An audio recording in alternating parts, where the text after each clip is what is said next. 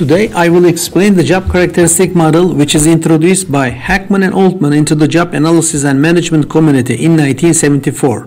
It is composed of three phases. These are core job dimensions, critical psychological states, and personal and work outcomes. Let's define the job characteristic model before going forward. The model itself is simple but comprehensive. It lays out the dimensions of work and psychological state of those who do work as a whole.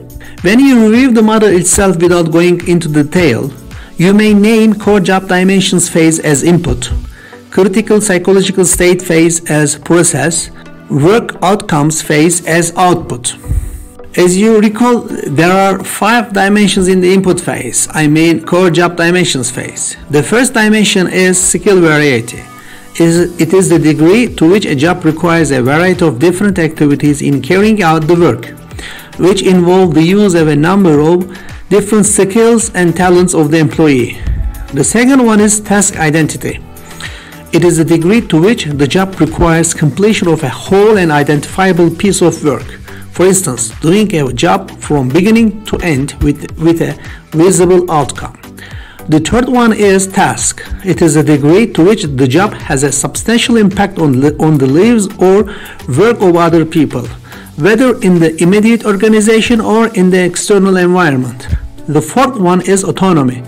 It is a degree to which the job provides substantial freedom, independence, and discretion of employee in scheduling the work and in determining the procedures to be used in carrying it out.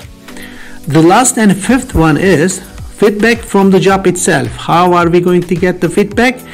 If we get a feedback as direct and clear information about the effectiveness of our performance, then our feedback is okay and positive, otherwise negative.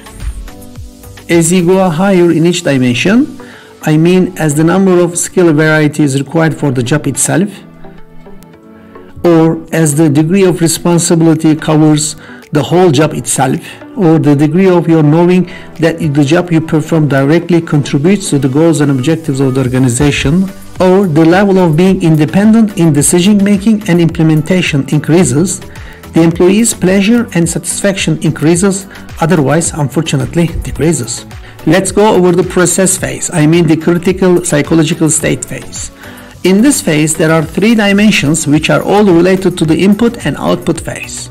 The first dimension is experience meaningful of the work. It is a degree to which the employee experiences the job as one which is generally meaningful, valuable, and worthwhile. It is directly related to the first 3 dimensions of the first phase. The second one in this phase is experienced responsibility for work outcomes.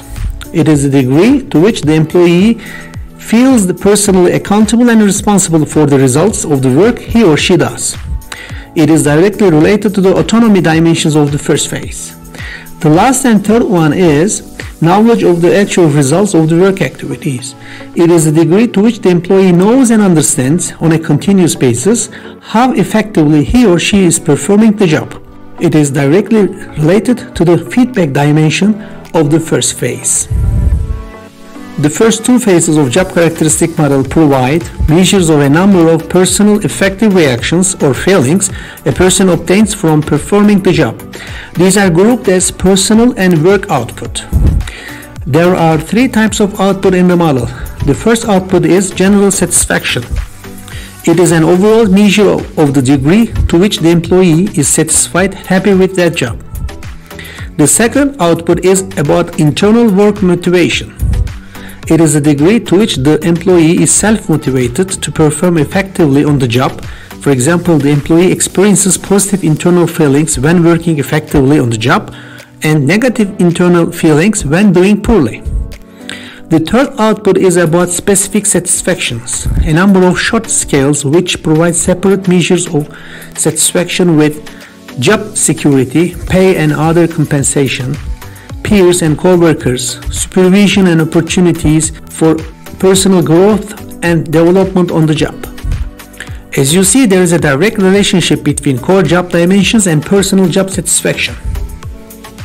Let me remind you that based on my experience, job characteristic model should be created from left to right and should be analyzed from right to left, because the employer or manager, especially experienced ones, easily determine whether the worker has a high quality internal motivation or not, whether he or she produces high level of work or not, or whether worker is satisfied with the job or not, or whether the worker has a high level of willingness to continue to work in the organization or not, easily.